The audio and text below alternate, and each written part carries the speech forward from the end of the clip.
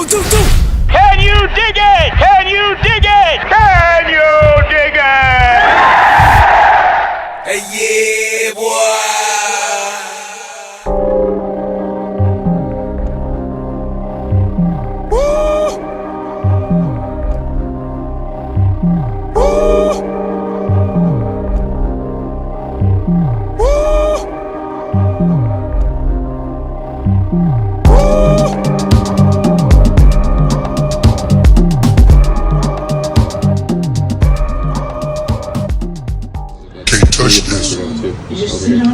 What's the deal, man?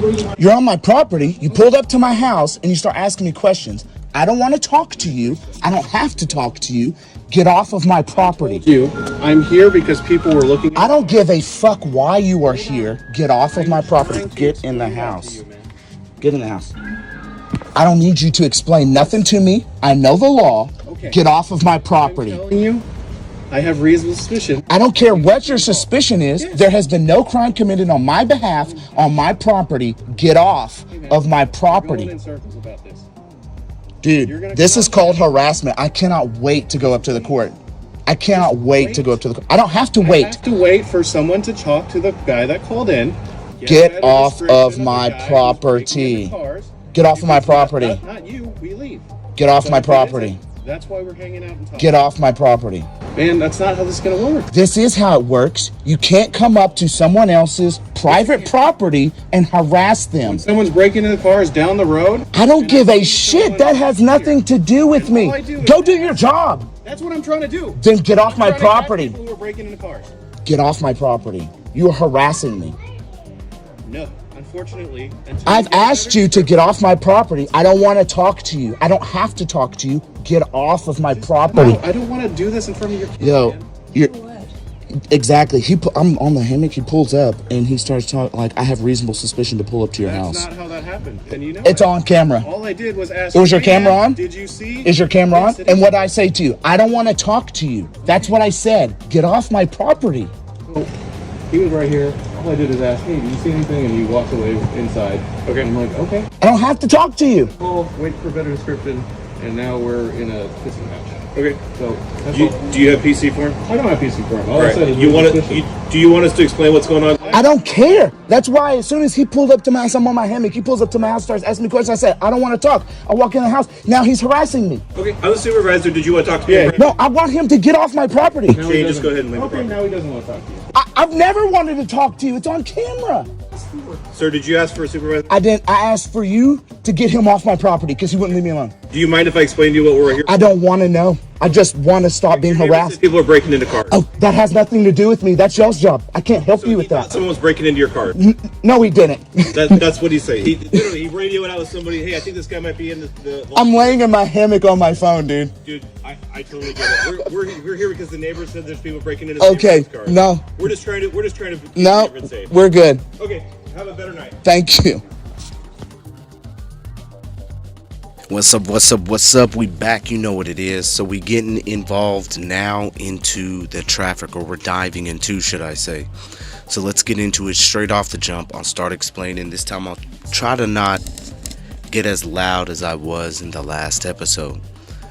So traffic, having defined the terms automobile, motor vehicle, traveler, driver, and operator, the next term to define is traffic. And again, we've already gone over those terms in the first part. So it says, quote, traffic thereon is to some extent destructive, therefore. The prevention of unnecessary duplication of auto transportation service will lengthen the life of the highways or reduce the cost of maintenance. The revenue derived by the state will also tend toward public welfare by producing at the expense of those operating for private gain some part of the cost of repairing the wear. Unquote. Northern Pacific Railroad Company versus Shortfelt. 100. Note, in the above, Justice Tolman expounded upon the key of raising revenue by taxing the privilege to use the public roads at the expense of those operating for gain. In this case, the word traffic is used in conjunction with the unnecessary auto transportation service, or, in other words, a vehicle for hire. The word traffic is another word, which is to be strictly construed to the conducting of business. Quote, traffic, commerce, trade, sale, or exchange of merchandise, bills, money, or the like. The passing of goods and commodities from one person to another for an equivalent in goods or money. Unquote. Bouvier's Law Dictionary, 1914. Here again, notice that this definition refers to one conducting business. No mention is made of one who is traveling in his automobile. The definition is of one who is engaged in the passing of a commodity or goods in exchange for money, i.e., vehicles for hire. Furthermore, the word traffic and travel must have different meanings, which the courts recognize. The difference is recognized in Ex parte Dickie, Supra. Quote, in addition to this, cabs, hackney coaches, omnibuses, taxicabs, and hacks, when unnecessarily numerous, interfere with an ordinary traffic and travel and obstruct them. Unquote. With the ordinary traffic and travel. You understand that? They implied these rules, regulations, because they were flooding in the roads. Why do you think we got all this traffic? Because of all the commercial business. So if y'all gonna come through and start flooding up our public roads, we must there tax you for it, because you are using the roads in a commercial capacity. The court, by using both terms, signified its recognition of a distinction between the two. But what was the distinction? We have already defined both terms. Now to nail the matter down. Quote, the word traffic is manifestly used here in secondary sense and has reference to the business of transportation rather than to its primary meaning of interchange of commodities. Unquote. Allen versus City of Bellingham, 1917. Here, the Supreme Court of the State of Washington has defined the word traffic in either its primary or secondary sense in reference to business and not to mere travel. So it is clear that the term traffic is business related and therefore it is a privilege. The net result being that traffic is brought under the police power of legislature. Now remember, and as I'll show you here, police power. And right underneath it shows within constitutional limitations. The term has no application to one who is not using the roads as a source of income or a place of business. License. It seems only proper to define the word license, as the definition of this word will be extremely important in understanding the statutes as they are properly applied. Quote, the permission by competent authority to do an act which without permission would be illegal, a trespass, or a tort. People versus Henderson. Quote, leave to do a thing which licensor could prevent. Western Electric Company versus Passant Reproducer. In order for these two definitions to apply to this case, the state would have to prove the position that the exercise of a constitutional right to use the public roads in the ordinary course of life and business is illegal, a trespass, or a tort, which the state could then regulate or prevent. This position, however, would raise constitutional questions, as this position would be diametrically opposed to the fundamental constitutional law. See conversions of a right to a crime. In the instant case, the proper definition of license is, quote, a permit granted by an appropriate governmental body, generally for consideration to a person, firm, or corporation, to pursue some occupation or to carry on some business which is subject to regulation under police power. Rosenblatt versus California State Board of Pharmacy. This definition would fall more in line with the privilege of carrying on business on the streets. Most people tend to think that licensing is imposed by the state for the purpose of raising revenue, yet there may well be more subtle reasons contemplated. For when one seeks permission from someone to do something, he invokes the jurisdiction of the licensor, which in this case is the state. In essence, the licensee may well be seeking to be regulated by the licensor. Quote, a license fee is a charge made primarily for regulation, with the fee to cover costs and expenses of supervision or regulation. unquote. State versus Jackson. So now do you see what's going on? Do you understand? When you go out and get the driver's license, you are then saying, I want to be regulated, and I am covering the costs and expenses of you to regulate me. Open your eyes. Realize who you are. You are a living being. You are free. There is nothing to fear from being free. Only that you may have those who are ignorant and cannot understand your freedom in the same way in which you see it. Just because one has been indoctrinated to believe in a certain way as though they are subject to an authoritative figure in any regard does not mean you have to as well. Our forefathers died for your freedom. Why are you disrespecting them by not recognizing it? Do not let those deaths be in vain, for there is blood that has been shed for you to be free. The fee is the price, the regulation or control of the licensee, which is the real aim of the legislation. Are these licenses really used to fund legitimate government, or are they nothing more than a subtle introduction of police power in every facet of our lives? Have our enforcement agencies been diverted from crime prevention, perhaps through no fault of their own, now busying themselves as they check our papers to see that all are properly endorsed by the state? 100. At which legislative session will it be before we are forced to get a license for lawnmowers, generators, tillers, and air conditions, or before women are required to have a license to use a blender or mixer? All have motors on them, and the state can always use the revenue. At what point does the steady encroachment into our liberty cease? Can't touch this. Now we'll move on to police power. The confusion of the police power with the power of taxation usually arises in cases where the police power has affixed a penalty to a certain act or omission to act, or where it requires licenses to be obtained and a certain sum be paid for certain occupations. The power used in the instant case cannot, however, be the power of taxation, since an attempt to levy tax upon a right would be an open to constitutional objection. See taxing power. Infra. Each law relating to the legitimate use of police power must ask 3 questions. 1. Is there threatened danger? 2. Does the regulation involve a constitutional right? 3. Is the regulation reasonable? People versus Smith. Bovier's Law Dictionary 1914 under police power. Number 1. First. Is there a threatened danger in the individual using his automobile on the public highways in the ordinary course of life and business?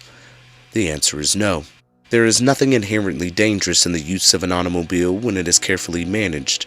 Their guidance, speed, and noise are subject to a quick and easy control under a competent and considerate manager.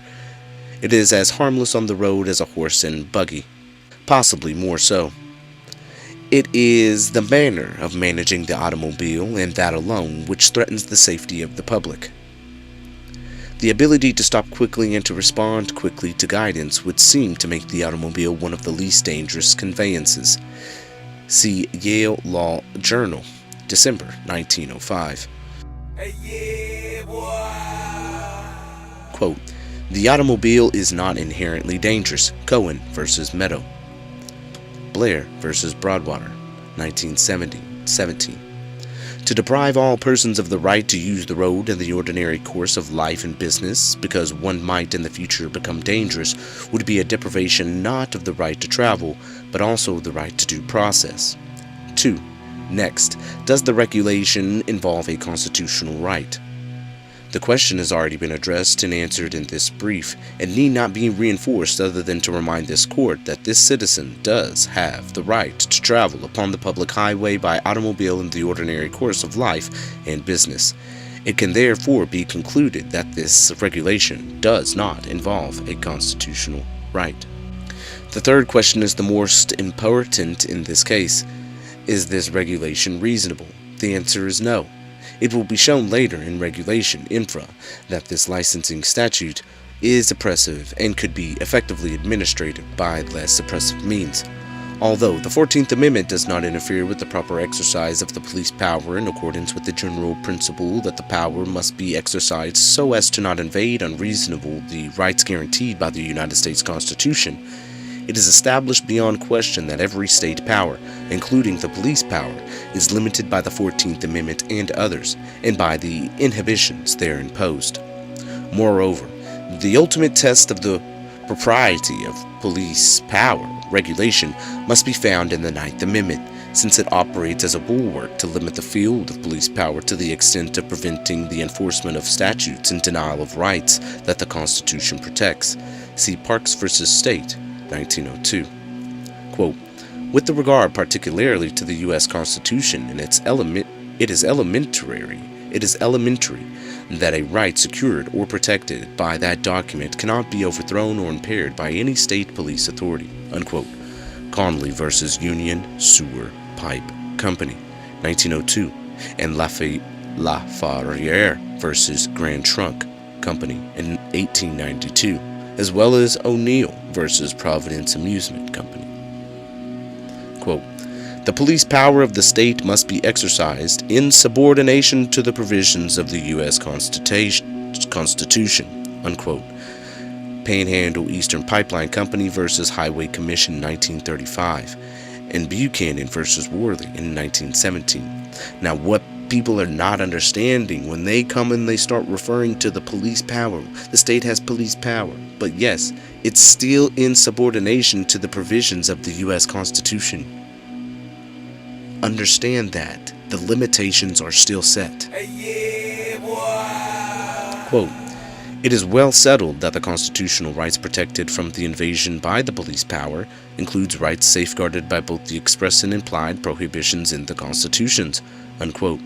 DeKay versus Osborne, 1925.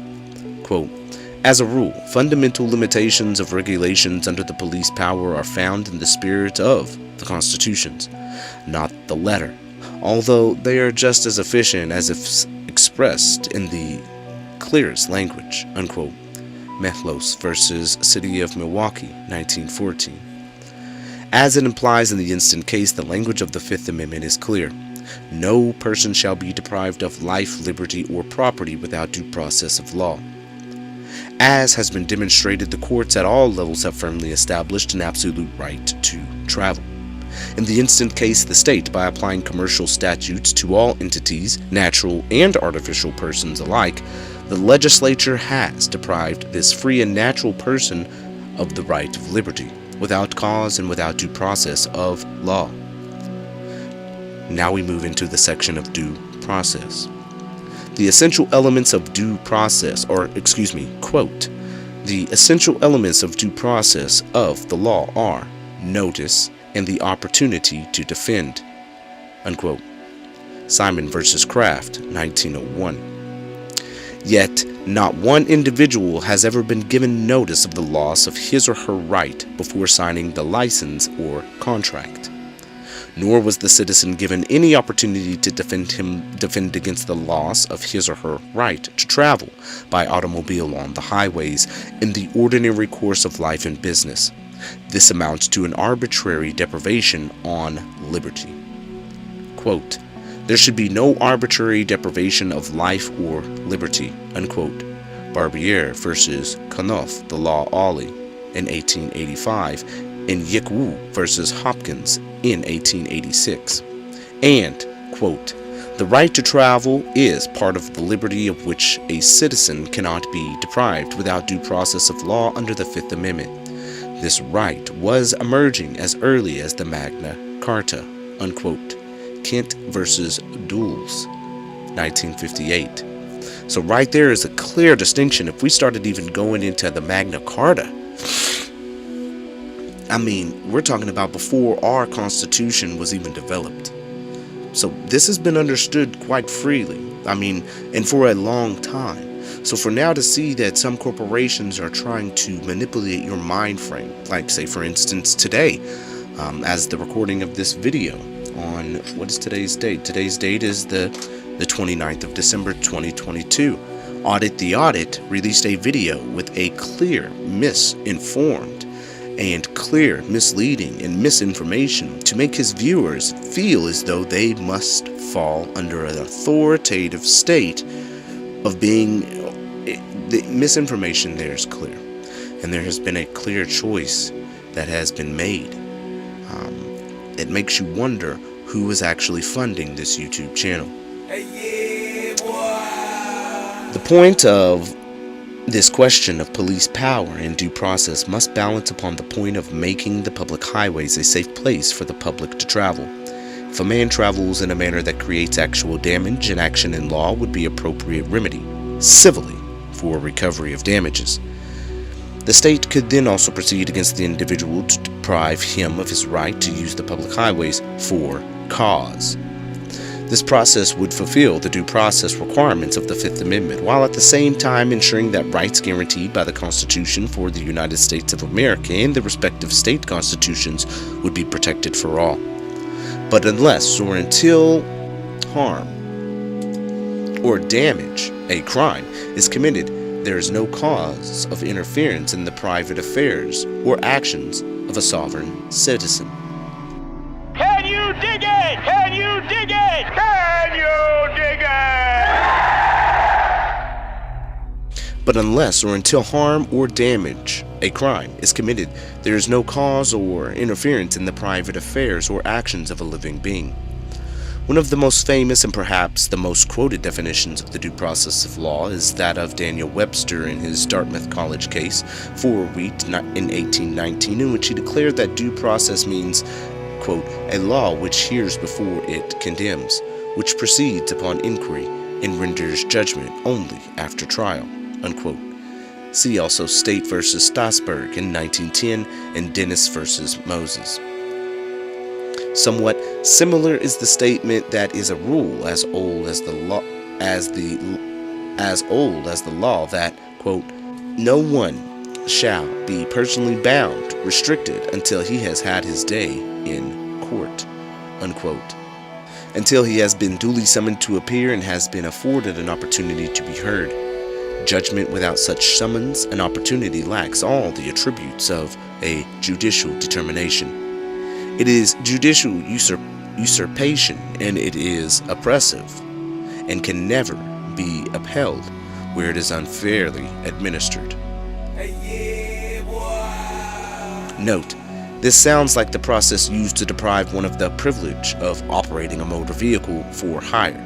It should be kept in mind, however, that we are discussing the arbitrary deprivation of the right to use the road that all living beings have in common. The futility of the state's position can most easily be observed in the 1959 Washington Attorney General's opinion on a similar case. Quote, the distinction between the right of the citizen to use the public highways for private rather than commercial purposes is recognized, and, quote, under its power to regulate private uses of our highways, our legislature has required that motor vehicle operators be licensed.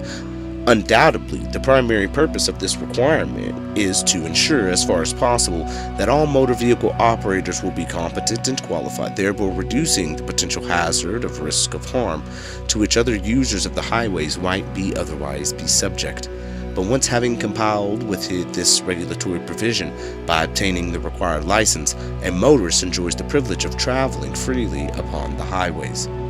Washington AGO 59-69, number 88, page 11. This alarming opinion appears to be saying that every person using an automobile as a matter of right must give up the right and convert the right into a privilege.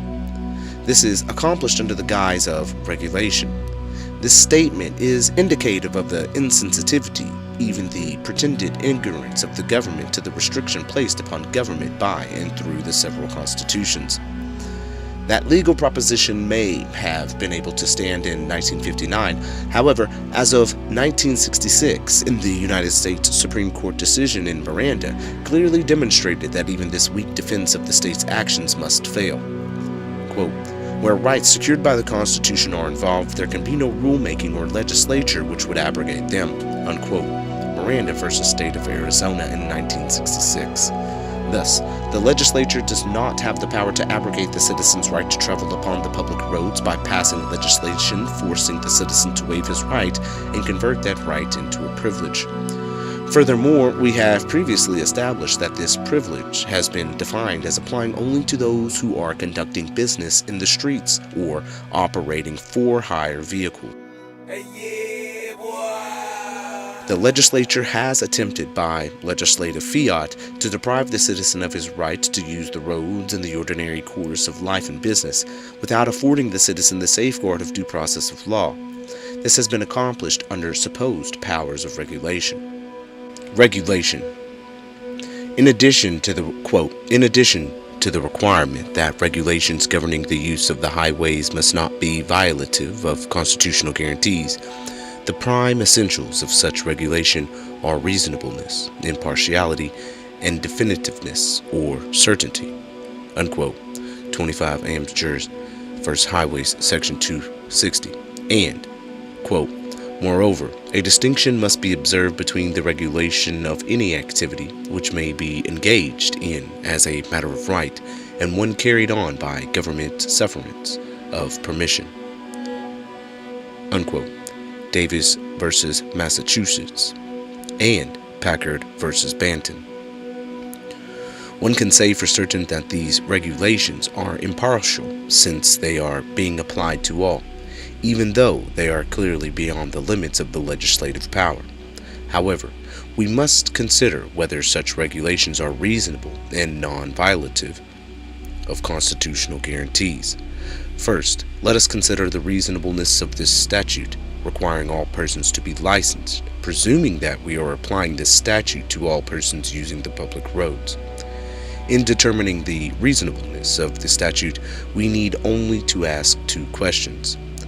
Does the statute accomplish its stated goal? The answer is no.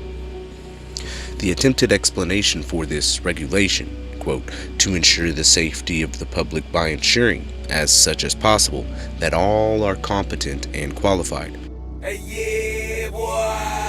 Unquote. However, one can keep his license without resetting. From time to time, he or she is the first licensed until the day he or she dies, without regard to the competency of the person, by merely renewing said license before it expires. It is therefore possible to completely skirt the goal of this attempted regulation, thus proving that this regulation does not accomplish its goal. If an analysis were compiled of all accidents between those individuals having a license and those who do not, it would reveal that the biggest percentage of accidents were had by those who had licenses. A license does not, in and of itself, guarantee the safety of the general public, much like this license to practice law or medicine assure that only competent lawyers and doctors apply for the trade. A review of the annual malpractice lawsuits is the only proof necessary to establish that it does not. Furthermore, by testing and licensing, the state gives the appearance of underwriting the competence of the licensees, and could therefore be held liable for failures, accidents, etc. caused by licensees, as the state has certified through the issuance of the license that the individual is competent. Is the statute reasonable? The answer is no. This statute cannot be determined to be reasonable since it requires the citizen to give up his or her natural right to travel unrestricted in order to accept the privilege. The purported goal of this statute could be met by such less suppressive regulations, i.e., competency tests and certificates of competency before using an automobile upon the public roads. This is exactly the situation in the aviation sector. But isn't this what we have now? The answer is no. The real purpose of this license is much more insidious. When one signs the license, he or she gives up his or her constitutional right to travel in order to accept and exercise a privilege under contract. After signing the license, a quasi-contract, the citizen has given the state his or her consent to be prosecuted for constructive crimes and quasi-criminal actions where there is no harm done and no damaged property. 100.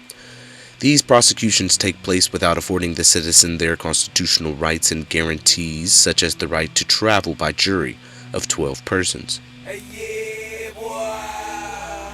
and the right to counsel, as well as the normal safeguards such as the proof of intent and corpus delicti, and a grand jury indictment. These unconstitutional prosecutions take place because the citizen is exercising a privilege and has given his or her implied consent to legislative enactments designed to control interstate commerce, a regulated enterprise under the police power of the state. We must now conclude that the citizen is forced to give up constitutional guarantees of right in order to exercise his state privilege to travel upon the public highways in the ordinary course of life and business. Moving on to the section of surrender of rights. A citizen cannot be forced to give up his or her rights in the name of regulation. Quote, the only limitation found restricting the right of the state to condition to the use of the public highways as a means of vehicular transportation for compensation are, number 1, that the state must not exact of those it permits to use the highways for hauling for gain, and that they surrender any of their inherent U.S. constitutional rights as a condition precedent to obtaining permission for such use. Riley v. Lawson. Stevenson v. Benford. If one cannot be placed in a position of being forced to surrender rights in order to exercise a privilege, how much more must this maxim of law then apply when one is simply exercising, putting into use, a right? Quote, to be that statute which would deprive a citizen of the rights of person or property without a regular trial, according to the course and usage of the common law, would not be the law of the land. Hoke v. Henderson. And we find it intolerable that one constitutional right should have to be surrendered in order to assert another. Can you dig it? Can you dig it? Can you dig it? Quote, we find it intolerable that one constitutional right should have to be surrendered in order to assert another. Simmons v. the United States. Since the state requires that one give up rights in order to exercise the privilege of driving, the regulation cannot stand under the police power, due process, or regulation, but must be exposed as a statute which is oppressive and one which has been misapplied to deprive the citizen of rights guaranteed by the United States Constitution and the state constitution.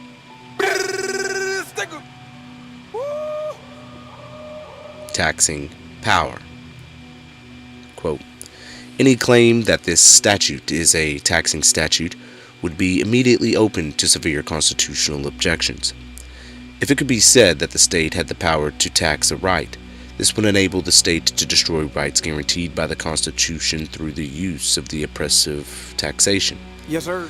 The question herein is one of the state taxing the right to travel by the ordinary modes of the day, and whether this is a legislative objective of the state taxation. The views advanced herein are neither novel nor supported by authority. The Supreme Court had repeatedly considered the question of taxing power of the states. The right of the state to impede or embarrass the constitutional operation of the United States government, or the rights of the citizen holds under it, has been uniformly denied. Yes, sir. Unquote. McCullough v. Maryland in 1819. 100. The power to tax is a power to destroy. And if the state is given the power to destroy rights through taxation, the framers of the Constitution wrote that document in vain. 100. Quote, it may be said that a tax of $1 for passing through the state cannot sensibly affect any function of government or deprive a citizen of any valuable right. But if a state can tax a passenger of $1, it can tax him $1,000, unquote. Crandall v. Nevada in 1867. And, quote, If the right of passing through a state by a citizen of the United States is one guaranteed by the Constitution, it must be sacred from state taxation. Therefore, the right to travel must be kept sacred from all forms of state taxation. And if this argument is used by the state as a defense of the enforcement of this statute, then this argument also must fail. Section now that we're going to dive into is conversion of a right to a crime. Now, all this that we've been going over is so true, and you know it rings true to your heart. When did you ever really think, like, what you think you were just born into a world? Yo, you are a creation of the Creator with all the consciousness that you have within you, and you know it. You are the greatest creation of the Most High. Look at you. Yes, sir. Understand everything that you are. What makes another man in another title because he went to school have more authority than you? Yes, sir. What makes a man that went 6 months to 9 months to school have the authority to kill another? Yes, sir. Don't you see? Can this veil not be broken? You know, tonight I took a moment to look at some of the people who don't like sovereign citizens, apparently. I just typed in sovereign citizen fail. And I'm watching people watch other people be in pain. And they laughing about it, yo. They literally laughing about it. These people ain't hurt nobody. They minding their own business. Granted, they could be doing drugs, but they minding their own business. I can understand drugs and violence, but if that's not being done, you're not catching someone in the act of doing that, why are they punished? Because it goes against...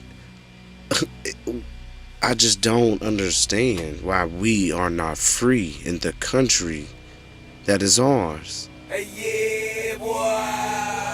Like, it's gotten too far to where we have to backstep. We have to...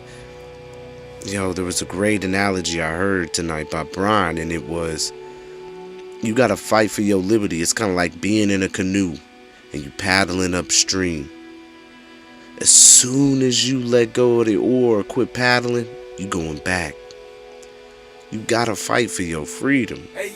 Like, you have to. If you got children, you have to. The encroachment has gone too far, y'all. I'm gonna quit. I'm gonna stop. As previously demonstrated, the citizen has the right to travel and to transport his property upon the public highways in the ordinary course of life and business. However, if one exercises this right to travel without first giving up the right and converting that right into a privilege, the citizen is by statute guilty of a crime. This amounts to converting the exercise of a constitutional right into a crime. Can you dig it? Can you dig it? Can you dig it? Recall the Miller versus the United States and Scheer versus Cullen from page 5. The state cannot diminish rights of the people. 100. Hurtado versus California in 1883. And, quote, where rights secured by the Constitution are involved, there can be no rulemaking or legislature which would abrogate them, unquote, Miranda. Indeed, the very purpose for creating the state under the limitation of the Constitution was to protect the rights of the people from intrusion, particularly by the forces of the government itself. So we can see that any attempt by the legislature to make the act of using the public highways as a matter of right into a crime is void upon its face, y'all. Any person who claims his right to travel upon the highways and so exercise that right cannot be tried for a crime of doing so. It's clear. This is easy. So, like, all these people that make fun of you, this is a deeper understanding. Like, this is what lawyers use to go into court and fight cases, because they speak on deeper principalities, on deeper understandings and interpretations of the law. People can present their own opinions and interpretations of the law. That's how it works. You put forth your understanding of it and stand on your ground, and you good to go, because you know that you are acting upon everything that the Most High has given you. The great creator of all, y'all. Whatever religion you fit in that, there has to be some kind of understanding that this just, like, come on, man. You have to stand on that, knowing that you are that creation. Any person who, okay, and yet this sui juris stands before this court today to answer charges for the crime of exercising his right to a liberty. Y'all remember, this is a motion that we are filing, so I'm actually taking y'all through the longer portion of the motion. There's two parts to this motion, and we'll go over the first part, I guess, after the second portion, the support of the memorandum, but it's all good.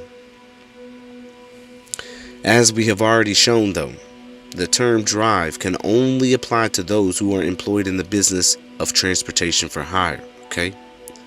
And it has been shown that freedom includes the citizen's rights to use the public highways in the ordinary course of life and business without license or regulation by police powers of the state. Title of nobility. The Constitution for the United States of America at Article 1, Section 10, Clause 1 prohibits the granting of a title of nobility. It states, quote, "No state shall grant title of nobility," unquote. Since the granting of a title of nobility is absolutely prohibited, this court lacks subject matter jurisdiction to enforce a title of nobility and its attendant rules and regulations. Do you understand this? Yeah, boy.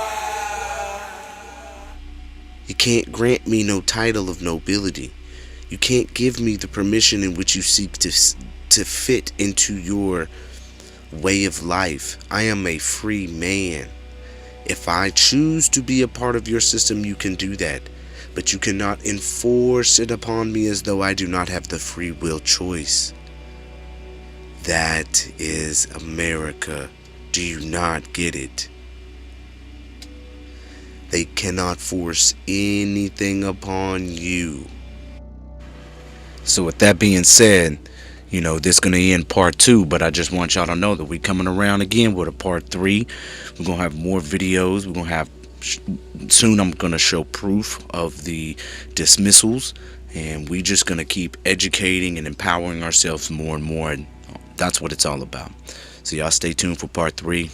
This is power inherent in the people. You already know, all power inherent in you. Can you dig it? Can you dig it? Can